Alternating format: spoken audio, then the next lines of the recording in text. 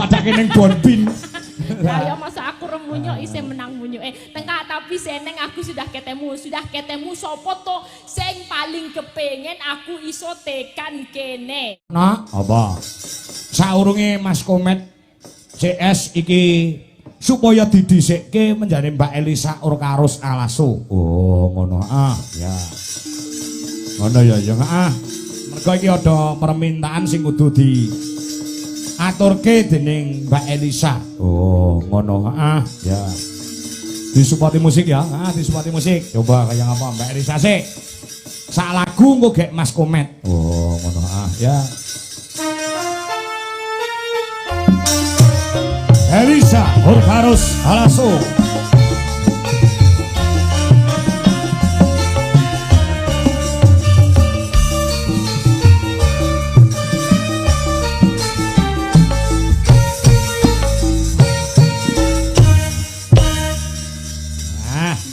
Selamat malam Sugeng Dalu. Selamat malam Sugeng Dalu, Macange Yulimbo.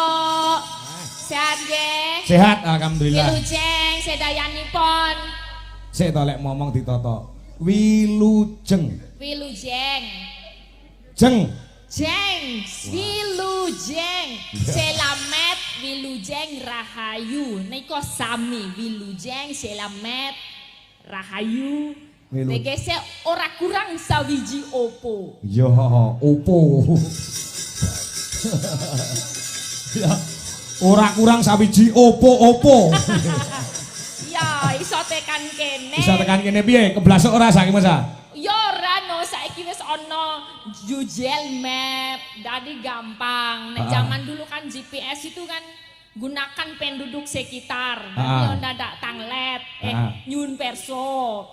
Tapi kalau sekarang tinggal buka map gitu ya orang blasuk. Itu tergantung juga sama amal dan perbuatan masing-masing. Nek misalnya rodo olo ya biasanya sok di blasuk tekan jaratan ngono. Tekan kuburan. Di ubeng-ubeng ke gitu kan. Tapi aku tadi langsung cucuk teko tekan guone wes sakit sowan panggenanipun engkang Jembar. Menika kagunganipun Bapak Haji Wiono. Wis pinanggih karo Pak Haji Wiono saha Bu Jalili. Wah, foto pisan dhewe langsung foto. Oh iya. Aku yo mbaten iki foto ro aku kok ora metu blas, biasane ning Biroloko sama Munyo aja 20.000 lho, Pak. Oh iya. Padake ning Bonbin. Lah ya masa aku remunyo isih menang munyo. Tengah tapi seneng aku sudah ketemu sapa to sing paling kepengen aku iso tekan kene. Sapa sing paling pengen kowe tekan kene sapa? Uti. Ya, Uti Hajah Suti menika yang nyerat seserat apa layang menika. Heeh, nyuwun pangapunten nggih Bu, pancen cangkeme omongane ngoten niku dadi. Rodok belepotan ngoten niku. Anu nggih setetek. Setitik. Wah, setetek sapa? Nggih, upami mboten mudeng mangke angkat tangan mawon. Kula jelaske malih nggih. Ya.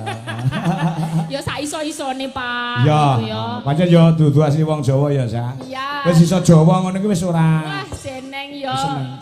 Ya ora mung seneng Pak, aku urip barang mergo iki. Oh, iya, urip. iso sekolah, iso golek rejeki ya toh. Seko gunung, tekan kementerian, tekan universitas, di ono sing ora nanggap wayangnya. Wayang itu mempersatukan segala kalangan.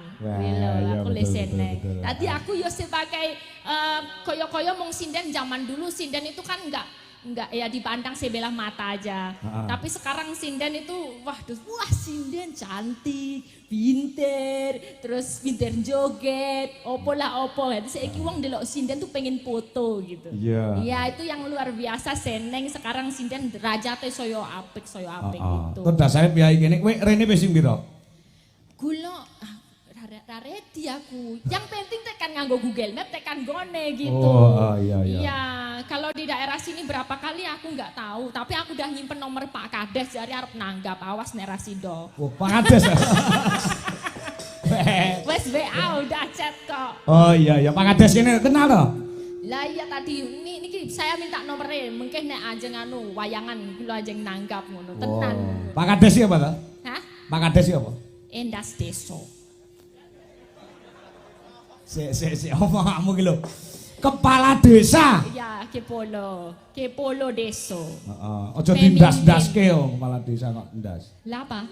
Yo kepala desa to. Basa Jawa kepolo Kepala. endas. Ndas. Aku tuh tanya di itu warung itu. Kalau itu kan kalau ini bagian ini apa? Bubui tepung. Tepong. Dodo. Dodo. Kalau yang ini yang cucuknya apa? Endas. Berarti kepolo itu endas, Pak. Itu kesimpulannya. Oh, iya. Endas. Ya kok Bapak Ibu nek badhe teng kantor desa goleki ndase desa nggih mengki. Wes ya ngono lah pokoknya. Derek mangayu bagio. Untuk temanten ke kale. Apa ora temantene? Mas Wemas karo Mbak Putri. Mas dan Mbak Putri ya, Mas Femas. Ini kan apa? Udah 2 kali nih ya pernikahannya. Yang pertama kakaknya. Ya, terus ini yang kakaknya Mbak Tatin ya. Ya, sama Mas Joklitik Joklutuk. Sekarang bisa sowan di sini untuk adiknya Mas Femas. Ya moga-moga langgeng lah ya. Tadi yang dibilang Pak Kangko tadi yang penting dapat wahyunya jodoh. Ya. Jadi bisa satu setunggal salami-laminya, setunggal lawase. Wis karepmu ngomong. Ya, ini sesuai sama doanya. Jadi aku mau menghaturkan lagu tadi ada pamundutan ya kuwi Kadung Tresno. Gelang Alit, Kembang Rame. Ular Kambang ku nggon gara-gara ya, Sa. Sing arep maturke sing endi njaluk dibawani kabeh iki? Kadung Tresno. Ya, untuk kedua temanten yang mesra. Tadi yang nganu, Bu, aku tak bobok dilit ya, engko nek wis wayahe limbukan aku digugah meneh. Bobok apa ya? Sapa mantene to? Iya. Biasalah manten anyar. Salahe kowe landang rabi. Gen ngerti manten anyar iki kenikmatane piye, indahe piye. Lah yo aku sing arep rabi kok Pak Kangko yang ke susu ngopo to? Lho, ora maksud iki lek pengen ngrasakne wong dadi manten ki yo ndang rabi yo. Ya aku ra ke susu. Ora ke susu. Iya, kalau yang penting tuh bukan ke susu rabinya. Kan kalau misalnya rabi tapi duduk jodohnya podo wae mengko pisah. Ya kan? Dadi yang sing penting entuk jodoh dulu baru rabi. Dadi ki tresnone ki tenanan gitu loh. Oke, siap. Doanya Pak Kangko. Ya, terus rabi ki lak ora dienggo sedina rong dina dienggo selawasi ya saya. Kok dienggo? Maksudnya ini untuk dipakai untuk selamanya gitu loh. Iya. Iya betul. Dipakai bawah ya. Ya. Kadung Tresno. Rino wengi dadi ati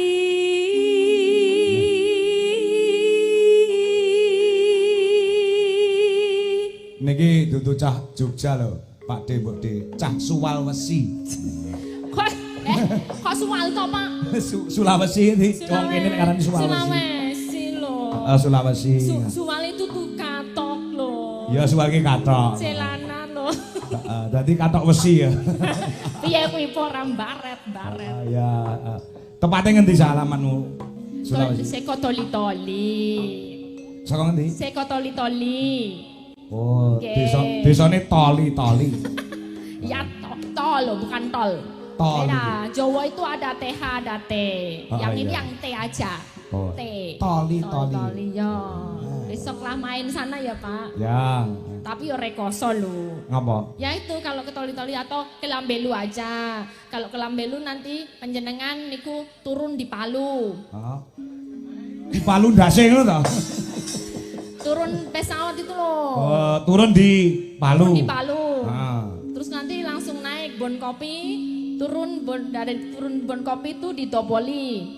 Dari Toboli di Toboli piye to lek ngomongnya? Toboli iki? Iya, itu dari Bon Kopi turun itu Toboli. Ya, Toboli poso lah nanti lagi nggon Lambelu itu. Dolan rono ada. Rasa. Rekoso. Rasa we.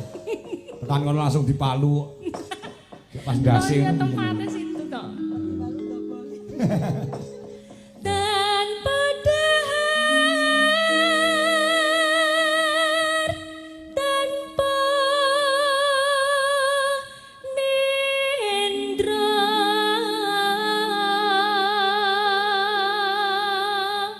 Sik kowe marang dongane manten lho. Dongane mantene ayo. Meniko sampun kurang nggih, kurang Kurang dawa. dawa no. Oh nggih. Mugi-mugi Mas manten, Mbak manten kula dongakaken menika saged langgeng anggenipun bebrayan menika Skadio Mituno, Milan Mituno. Lan mugi-mugi sageta dados jodoh salami-laminya mboten namung dumugi kaken-kaken nenen-nenen. Tapi salawase sampai akhir hayat. Kosek. Lek mumune iki pasno. Nggih. Aja nganti mung temeka kaken-kaken ninen. Ora nenen-nenen. Beda artine. Weh, iki medeni nek ngomong. Itu konsepnya tuh biye. Kakek itu kakek, kaken. Nenek, nenen. Kakek, nenek, kaken, nenen. Wis karepmu sa. Ngelu malah aku omongan karo kowe. Ya. Ora jelas. Sing bener apa, Pak?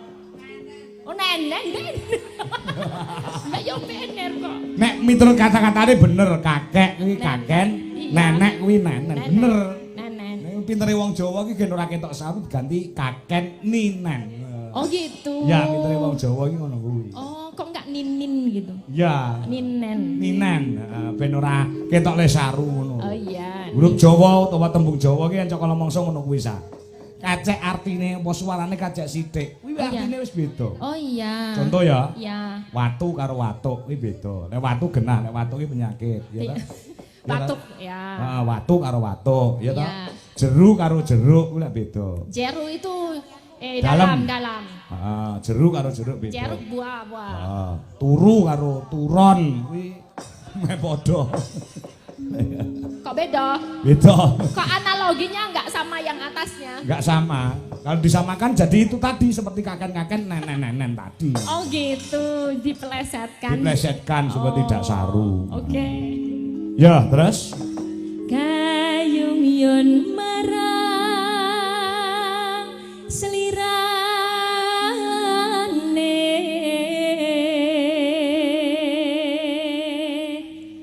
tansah gumawanging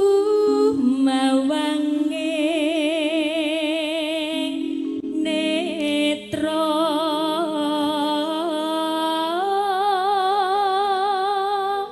jero ati kadung tresno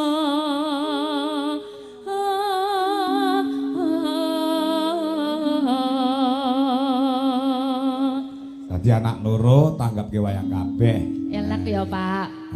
Dungane berkah akeh pokoke. Kalau gak tambah kebak. Terus dalange nggih niki mboten gantos. Lah iya mula kuwi. Saking tresnane kalih Pak Kangko serombongan. Harapane berarti iki ketoke lek wayangan ya wis. Mergo anake loro wis ditanggapke kabeh kok. Kan saking Pak Haji Wiono kan ada 2 saudara kan, yang anak kedua.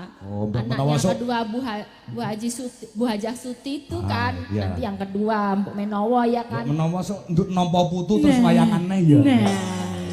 Amin. So nampa putu wayangane lho.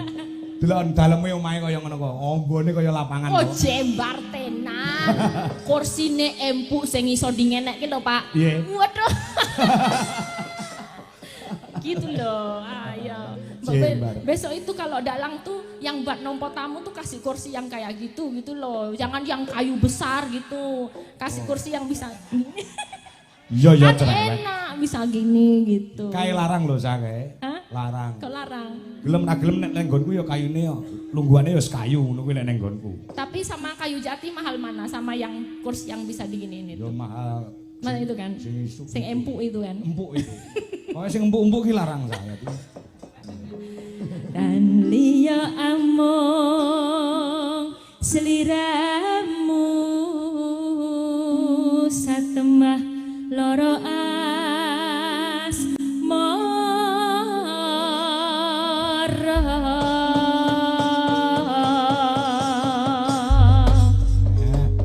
entuk tombo temenanan ya suwe mau lek suwe pi ora nek piyayi bareng limbukan wayangan wis penontonnya wis pirang-pirang. Melumpuk ya Pak. Wes, terima kasih. Wayangan tuh semangatnya ya karena ditonton orang banyak. Walaupun sekarang udah zaman streaming tapi ya tetap peran penonton di tempat itu penting sekali. Luar biasa. Ya, Beda Pak, banget. Dek wingi aku Beda. neng alun-alun Jombang, Sa. Ya. Itu penontonnya di blokade panggungnya dhuwur. Dadi penontonnya muadoh. Aduh. Dadi kaya rekoso sewengi Iya, kaya ijen bener. gitu. Susah. Nek bisa menyatu kayak gini kan iso ono interaktif. Lihat. Opone penonton mepet panggung ikut naik itu enak ya. Oh, waduh banget tak sawang kok walah. Iki Batinku penonton wis diundang. ora masalah, sing penting untuk duit. Ya.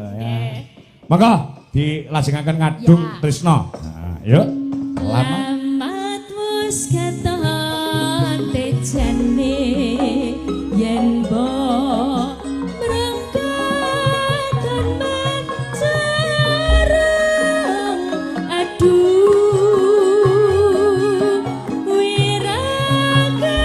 wiragane sinawang tak ambo seni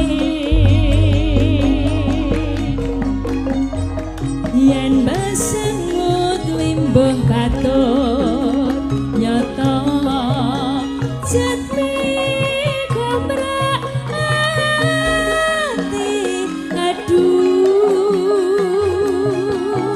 lestari dan lila bisa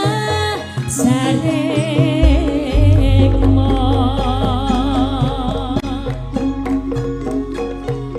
Nadian bebasane kalingan kodong sabar kemas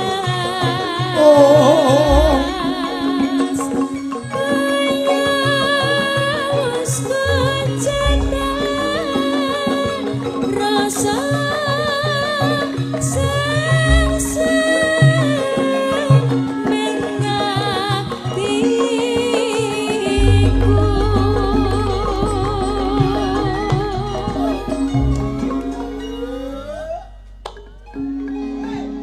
Sa, Dalem. sing nyuwun lagu ki mau sapa Uti? Uti aja.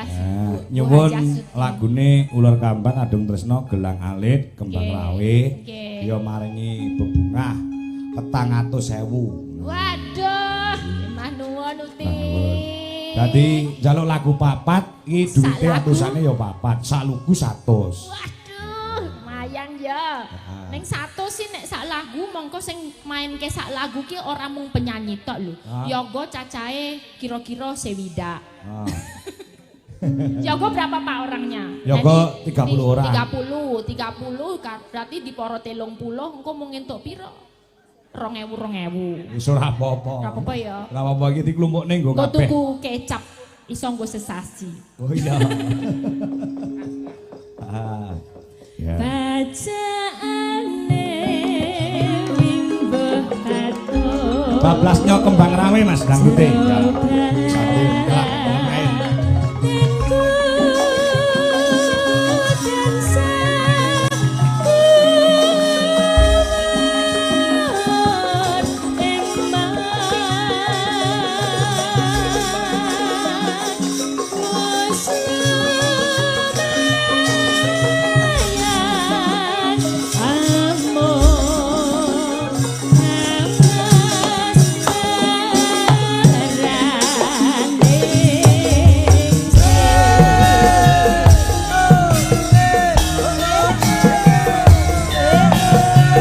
Spesial buat Uti.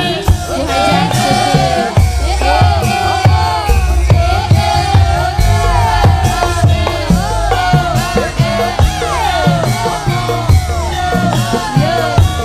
Uti sehat selalu guys, kaya mawon.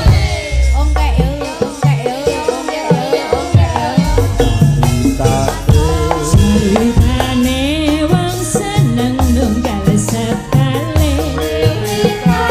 Wiwitane nggo jejer saben dinane. Saya suwe saben jejer nyekel tangan. Banjur yo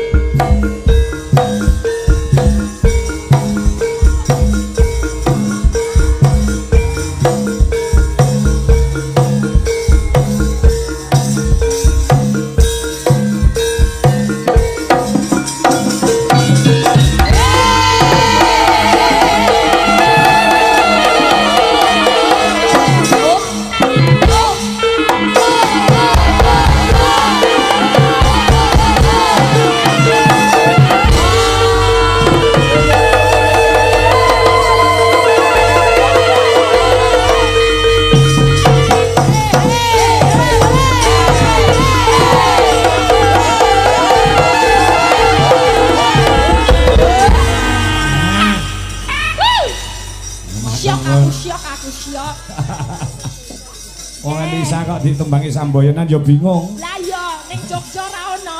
Heeh, sing bingung ora wong Elisa tok ya. Sing balung liyane ya melu bingung. Ya. Siap, nggih. Nah, yo iki gilirane Cak Komet CS. Oh, ngono. Ah, tetep njaluk Slendro Songo ya. Ah, tetep njaluk Slendro Songo. Oh, ngono. njaluk munggahe Cak Komet lagon sore-sore padang bulan. Monggo Cak Komet CS yo sore-sore padang bulan. Ayo kanca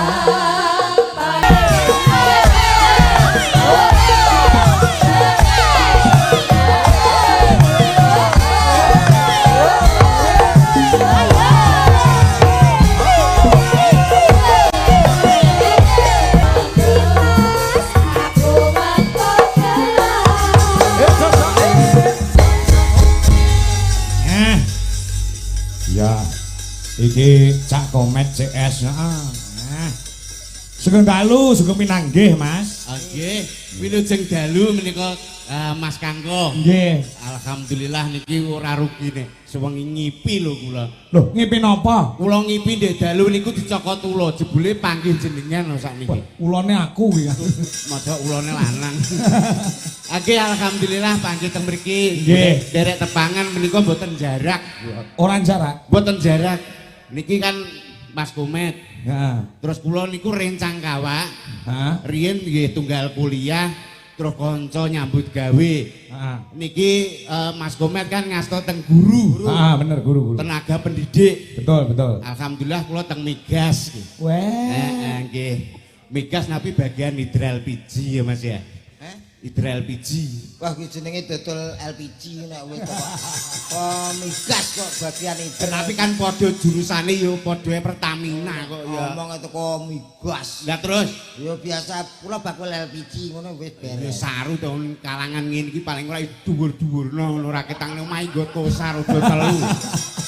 Iki sing nonton kuwi ora mung piyai kene tok sak dunia nonton. Niki Siarke YouTube di Jalan Indonesia penontonnya meh 3.000 penonton. 3.000 penonton. 3.000 penonton.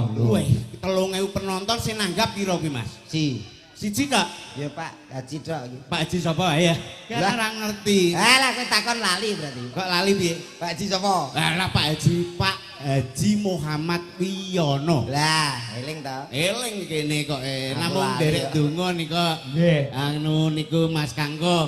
Ndek donga pripun? Kula dongake mugi-mugi wis awake dhewe ditimbali mriki mugi-mugi Pak Wiyono sak sampune wayangan dalu punika niki acarane napa ta? Sumpah Pemuda. Sumpah Pemuda diengkolmu. Karuan nganten kok tekon lho. Loh, aku ora paham ning kono mau nek dekor kuwi mau ki acarane nganten berarti ya. Nganten. Nggih. Ning bertepatan 28 Oktober kuwi hari Sumpah. Sumpah Pemuda. Sumpahi Pemuda tenan kok ya. Lah iya. Lah nggih, kula dongake sak sampune tasakuran dalu punika. Nggih. Mugi-mugi Pak Wiyono Hah? mugi-mugi enggal saras, Sehat. sehat, terus rezekine lancar. Nggih. Dasare niki bos material gitu. Nggih. Heeh, lah nggih mulane bengi iki awake dhewe ditimbali mriki Mas Komet. Niki kalian Kang Mas Kangko. Nggih. Wis duwangu mboten panggih ya. Dangunge apa tau petuk? Gak.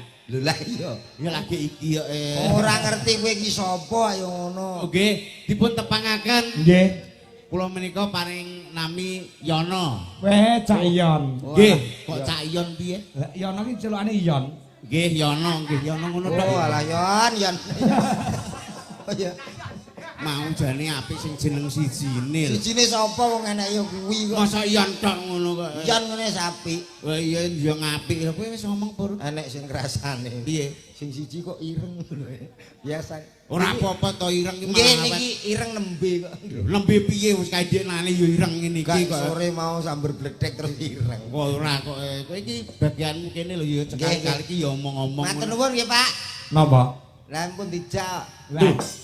Kuwi saka kersane penjane Bapak Haji Muhammad Wiyono saha Ibu Aja ini. Lah nggih. Nyuwun Cak Komet sing ngregengke dalem menika kalian Mbak Elisa. Nggih. Karo Cak Iyon. Nggih. Nah, rak yo ngono. Alhamdulillah derek udu. Kok udu? Donga, Mas, donga. Derek donga niki ngantenan. Nggih. Berhubung ingkang gadah damel Pak Haji menika rak bos material nggih nggih. Nggih. Bos beras nggih nggih. Nggih. Lho kok apal sampean? Lho apal kula. Pokoke wilayah daerah Ringrejo. Iki Ringrejo, Mas. Sing ringin rejo mriki. Nggih. Lah Niki sing sing ngono. nangkap rong desa. Kok rong desa? Lah kono tulung. Lho, kono tulung Tulung Rejo. sing kene. Ringin Rejo. Kowe melok tulung apa melok ringin? Melok ringin ya sementara aku. Lah iya sing bayari soal kene. Ngantene ning kene. Lah kowe arep melok rono ya melok wit gedhe kae. Kaya Didongakno piye Mas Gomet? muga-muga dadi wong sugih. Aduh ya ampun, ora sah mbok dongakno. Pak Wiyono ki sugih wis Lho lah yo ndongakno cekak ngono tok beres ya Pak ya. ya ora ngono to, Met. Ora usah teko ndi-ndi. Didongakno ki sing apik-apik. Donga kok ngomong sugih Lho ngono piye tok. apik lho donga sugih. Sugih kok apik lho. Lho, lah piye wong apa-apa duwe ya? Ya paling Lho dongakno. ketanggapan rene iki nek gak mergo sugih ra iso lho. Pak Kangko teng mriki nggih dikengken Pak Wiyono to? Betul. Nek dikengken mesti budal diopahi to nggih? Nggih. Lho, Wong sugih kuwi jek apik wong pinter, Met. Ya. lho, kok sampe wong pinter piye? Wong pinter ki dibutuhne wong akeh. Contone Mas Kangko. Ya, Pinter napa mboten? pinter. Nyatane dadi dalang. Ya, ning pintere Pak Kangko. Iya. Dados dalang pinter. Nek mboten gara-gara wong sugih sing nanggap ora iso. Lah, ngono lho. Berarti penting Wong sugih lho. ya pinter wong anu apa ki penting wong pinter. Contone Pak Kades. Terus perangkat desa enek kami tuwa Jogabo ya sak piturute. Dadi pegawe. Dadi pegawai kuwi nek ora wong pinter ora iso. Lho aku ora mergawe ora apa-apa Mas, wis sugih kok. Lho piye to Ngapa bocah iki? kerja? Iki lho. Ya ora sing penting ilmu sing pinter ana unen-unen. Piye? Carilah ilmu sampai negeri Cina. Kuwi unen-unene ngono. Iki kebacut. Kebacot piye to? Lho kowe teko Blitar nganggo Google Map kok teko Cina lho. Kok kemajuan omongane. Wong sampean lho lagi dijak tanggapan kutha sithik. Teko Kediri. Enten tumpukan putih-putih. Tahu Kediri jare. Wong herbal kok tahu. Tak kira tahu petis ki mau. Iki herbal. Lek jute wong ya do ngrubung ngene tak kira nyuwili siji-siji kok. Dongakne saking bos materialnya kok gampil. Piye? Saged didongakne kangge mantene saking napa kemawon kang saged dipendet saking material. Contone Contone dagangan kuwi mau. nggih no. Wonten Wonten koral, semen, pasir, palu. Saged niku dikit. Nggih ndongakne manten. Nggih no Pak. Piye piye piye? Koral Koral tegese? kompak selalu untuk menghadapi aral yang melintang. Ini nganten. Ora nyono bocahe kaya ultraplu ngene lho modele kok Prabu ya. apa obat pilek. Lah iya, kuwi sing Kanggo pisanan nganten koral. koral. Kompak Apa mau? selalu untuk menghadapi aral yang melintang koral. Kuwi sing penting wong loro padha senenge, padha kompake. Nek wong loro padha kompake insyaallah menjadikan keluarga yang sakinah mawaddah warahmah kuwi mau. Ciri sapa? Mbah. Tak tapuk lambimu Iya ya diyangi kok. wong ngene kok ya nesu lho. Iki Terus pasir, pasir. Pak semen. Oh semen. Semen iki turut Ya awor. Durut oh ya. Pasir karo semen ki andeng. Ya, ya. Ya semen, semen, semen. Tegese apa? Pasir sih apa semen? Semen iki duweke enake lagi 50 soalé. Iya ya. Ya semen sik, Semen pasir somben. hubungannya muga-muga tidak untuk sementara. Nah, itu semen. Muga-muga hubungannya langgeng. Langgeng dan untuk selamanya. Amin. Ngono dari kata semen. Semen. Ngono. Pasir. Mudah-mudahan menjadi pasangan yang serasi. Pasir. Pinter tenan sing guri dhewe. Palu. Palu ki atos. Lho, piye to iki yo diartekno jaro dosa iki apa ngono lho. Lah iya. Palu. Palu kuwi atos lho. Dadi penting sing guri kuwi. Nek gak atos kanggo nganten utaminipun nganten lanang kuwi percuma. Alah, ya apa to? Kudu atos Mas. Aku kadang-kadang jamoni ya. Kudu atos. Mulane yo dikai semen karo pasir mau ben iso atos. Ya ulet. Lah ya ki harapanmu ngono ya. Nggih no. Iki muga-muga Mbak Mbak Putri. Mbak Putri kali Mas apa? Femas. Mas Femas. Nggih. Iki menawa sampean kuwi duwe tip wong omah-omah iki Gadah. paling ora ki ya. Tip kumpul napa? Kompo ku dijengkelmu ngono. Maksude tip sing marai iki muga-muga nganteni ndang kagungan putra duwe kagungan putra lho. Wah, kula pun cerita tok. Pak Kangko niki pun kula paringi tip. Akhirnya ya berhasil. Tangga kula nyen sewu. Niki omah-omah rumah tangga niku pun 7 tahun mboten gadah anak.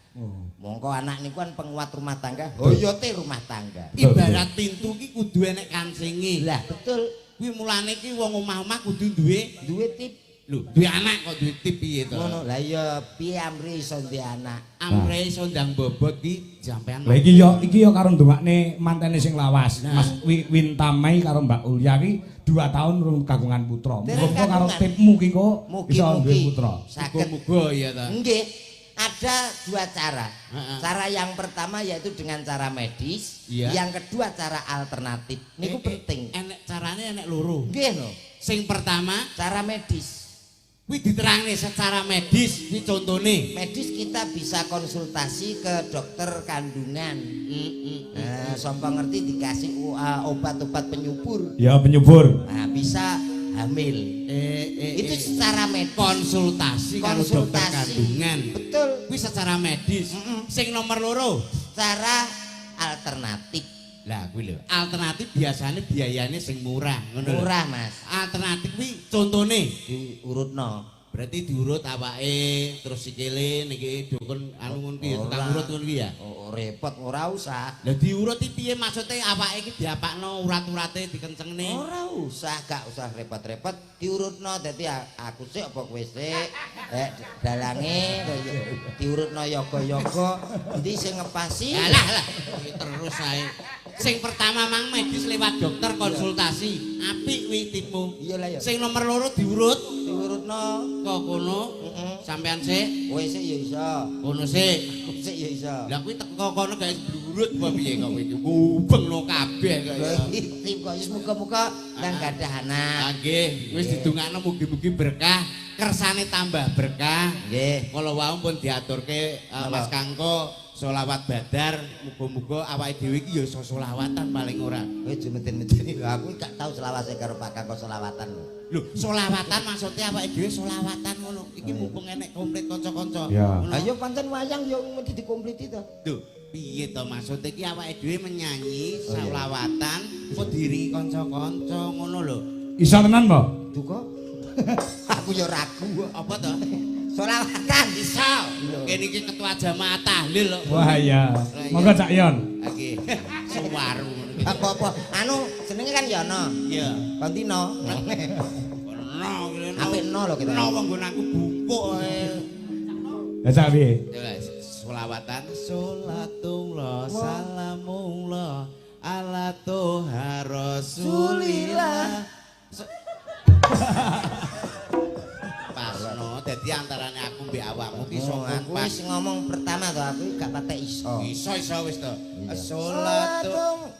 Sholat kurang dek. Sholat.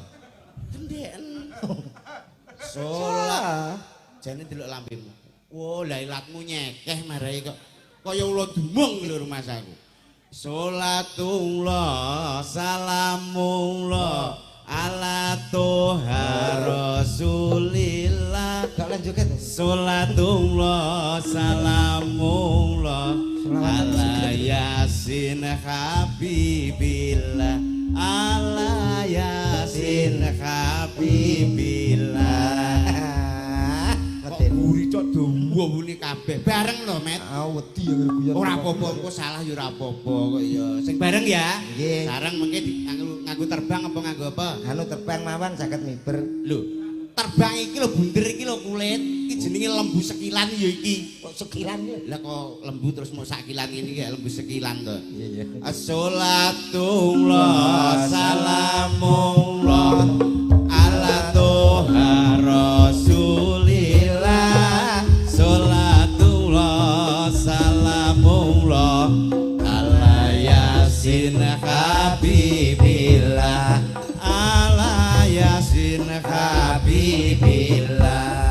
Ding dang ding dol tinuku. Aku sing adol. Aku sing utang kok ya. Ya. Kok nesunan ya? Aku sing adol kowe kok sing tuku nyok ngono lho. Bisa ngomong kok angel ora kaprah. Ora ndek duwe ya. Lho ora duwe dhuwit ya ngubeno BPKB apa piye. Magrib aja ning sawah. Bener iki. Terusno. Terusno. Magrib yo bener to aja ning sawah ya Pak ya. Bener. Magrib iki wayahe ning masjid tok. Lah, nek saiki sumedan sambar bledek e. Magrib aja ning sawah. Betul. kudune piye ta? Ya kowe sing gawe parikan. Aku ora mau ngomong isik. Lah di mangne mobil tak omongi ngono. Lah kene wong turu kok diomongi. Aku iki gampang lali kok. Elengku yo pitik ngono tok. Lah ya pas pitik bener kuwi, pitik. Eleng pitik kuwi bener. Pitik magrib. Bisa iki pitik kuwi kok pitik magrib mek apa to? Pitik. Nah, Iya. bener. Eleng ya? Eling.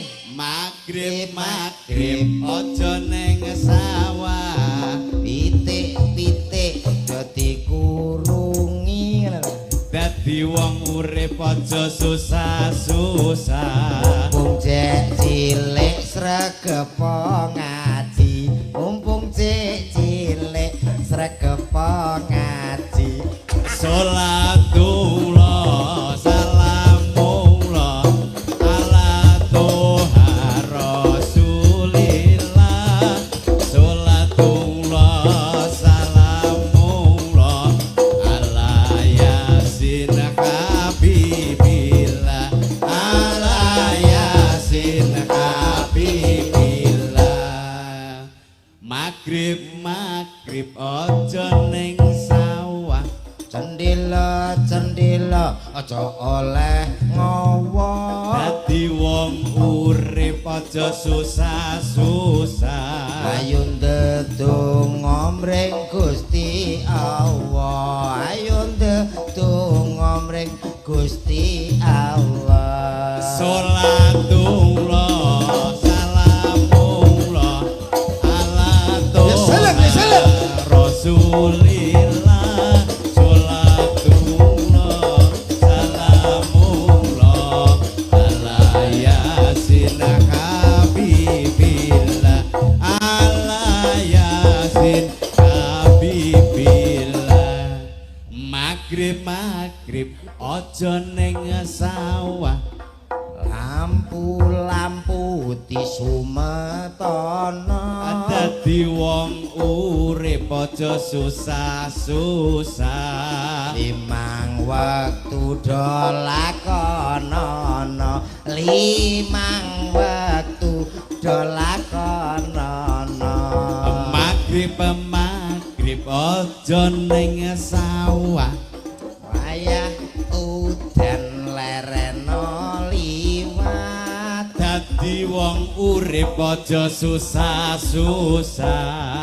Krungu adzan ayo padha salat. Ya terus ya. Magrib aja ning sawah. Bocah pinter kok. Magrib kok mulai terus. Dadi wong urip aja susah-susah. Aku iki wis rada murus. Magrib aja ning sawah. Ayo, ijek magrib ijek. Ngombe jamu adai timbul. Dadi wong urip aja susah-susah. Cangkemmu ya manengo. Magrib aja ning sawah. Ora magrib ya ora apa-apa. Dadi wong urip aja susah-susah. Pasangan malah bingung nang utek. Bingung nang Aku aluk dhewe. bingung nang utek piye. Kowe penak karo magrib tok. Kancane nganti mbledos pikirane. Lah kowe iki jere wong sing tipe wong cerdas, wong lantip. Isae kapan? Magrib terus kene mikir lah kowe gur magrib karo mburi apa mau? Oh, dadi wong urip aja susah. Loro tok lho lah kene mbledos e. Ngono kok bingung wong berarti kurang lantip kowe. Kowe nek kurang lantip mulane aku mondok ben pinter kowe. Apa? Mondok. Canggon kowe mondok padha goblok kabeh. Kowe aja sembrono lho iki. Aja sembrono lho. Mondok surpring Ning pondok pertanian. Pesantren kok lali aku. Pondok pertanian. Lah ya ning mriki teng dalem Pak Wiyono Nggih. aku wis gumun lho, Met. Ya, Pak. Magrib iso apik kaya ngono. Oh, soalnya material kita Pak nggih. Betul. Material. Daleme gedine ra kaprah. Hmm. Wih, jan iki tipe-tipe rumah anu Eropa. Eropa, Mas. Eropa ngene iki gowedi. Wis pokoke sing ning jero upama kowe ndek omah kaya ngene iki piye, Pak? Wah, tak dol. Lah alah kesebut dol. Kok muni upama kowe ndumah kene piye tak dol aku ngono. Dhuwur plafon. Ya. Weleng-melang lampune gowedi mondlong apik ngono, Mas. Ala nggonku enek. Endi? Bunder gedhi. Apa kuwi? Omah tawon. Emeh padha karek ngedok. Dok. Ukirane ya apik. Hmm. Nggonanmu apa enek ukiran kaya ngono? Rata Mas, ukiran saka ke mumet guys. 4 apa 8 saka ke. Lho, iki ukiran langsung Jepara dari Jepara. Ah, Jepara cek kurang terkenal. Jadi langsung diukir rayap. Jadi Oh, pangrayap kuwi kok iso kopi apik. apik apa kok ya bengi iki delok masyarakat mriki kompak. Nggih. Sing ngarep do ngadeg, sing mburi do lungguh, berarti sing mburi gak enek ya to. Ngawur. Kok ngawur piye kene iki nyatane kompak-kompak. Nggih. Sinomane ya apa ki cekatan ning mburi. Cekatan. Awake dhewe lagi bubleng diaturi langsung monggo Mas Dahar. Nggih. Saking cekatane cek cek cek cek cek. Iya. Terus kuwi bar kuwi anu diombe genten rokok. Iya. Lah giliran aku bar macake tak delok wis keenek saking cekatane digo mlebu neh men.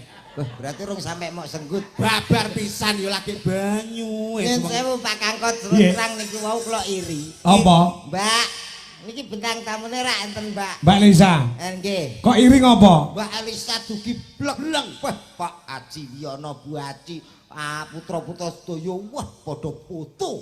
Oh iya iya. Lah kula teko iki sapa? Lah kowe ndek awan wis difoto ngono kok.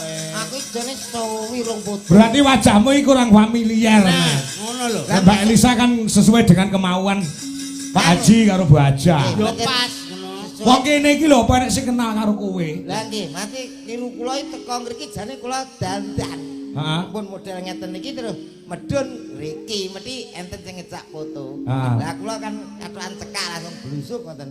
Ah. Aja dolanan nang kono le. Dikira bocah dolan. Lah iya. Tapi yo ora usah dadi ngopo. Gak apa-apa. Tapi Pak Pak Lurah kala wau anu Pak. Pak teng Wingking. Oh nggih Pak Lurah. Heeh, mau ngrasani. Rencana ki arep digawe nek gak kleru ya arep desane kuwi arep anu apa ki sedekah bumi. Oh. Heeh, ngrasani ki mau arep nanggap Mas Kangko. Heeh, dagelane aja percaya kadang-kadang ora awake dhewe. Lho, ora to Mas. Lurah iki. Oh, apa tak ugah no. Aku njaluk nomor tok ngono tok. Iya teko memper terus dihapus kok. Pak Lurah ngapunten guyon lho nggih. Nggih, wes dianggap Nggih, nggih. Lah kena tanggal 22 yo karo awakmu. Nggih, alhamdulillah. Ngangge kuning lho sok mben. Kuning nggih. Kuning no Golkar hari ulang tahun Golkar nang Madiun. Gak duwe. Heh? Gak duwe. Kok tuku no? menyesuaikan dadi acarane apa. Ngangge Golkar to? Golkar. Kuning. Kuning. Anu panjeri sik tak nggo tuku anu sik. Terus golek eventmu lho. Iki mau kan ya Mbak anu Elisa. Mbak Elisa kan ngajak Oh, foto. ibuke. Buke diang utuh. Sing derekne Mbak Elisa. Lah ya mboten. Oh. Innalillahi wa inna Cek, cek. ilaihi Oh nggih nggih nggih. Iki kok kaya bodoh salaman terus. Ya ora apa-apa kudu nrimo ing pandum. Salaman rutin ya. Nek Mbak Elisa mau mlebu sing nyalami ya sing digawe. Sing digawe. Terus Pak Lurah, Bu Lurah salaman kabeh. Nggih. Lah kowe iki enek iki ya mbok ditampa iki. Ya tak syukurno. Lah mbok syukurno piye syukuri. Iya ya. Lah disyukuri kok disyukurno. Baruri ya, Met, Nggih. iki engko jekne bintang tamu wakil, Met. Nggih, nggih. Kejaba awake dhewe engko sing lagi anu niki Mas Kangkon nimbali pinten dagelan to, Pak? 18. 18 begitu, Pak. Akeh men. Lah iki engko awake Niate, dhewe Pak. cetha kok. Haji Wiyono menika rak tiyange dono weweh. Heeh. Seneng sedekah lewat nyenengke para tangga-tangga. Wingi sing diarani dana rasa. Nah, niki kan nggih wara-wara niki lho anakku wis payu. Lha ngono wis dadi nganten. Mula niki nek mboten klentu Mas nganten kalih Mbak nganten ajenge nderek mriki suka parisuka. Oh ngono. Nggih, Kalau wau wonten ngoten. request lagu. Apa? Wau kula dibisi anu kalih Pak Kajiyono. Oh. Baik, kula seneng sampean nyanyi dangdut Mas. Oh. Oke, siap lho terus kula terus diamplop. Iya. Kuwi tenan to ora? Upomo. Oh alah upama. Amplope Agitku kok ning jero ki ra nek popo. amplope upomo. Upama. Pancingan.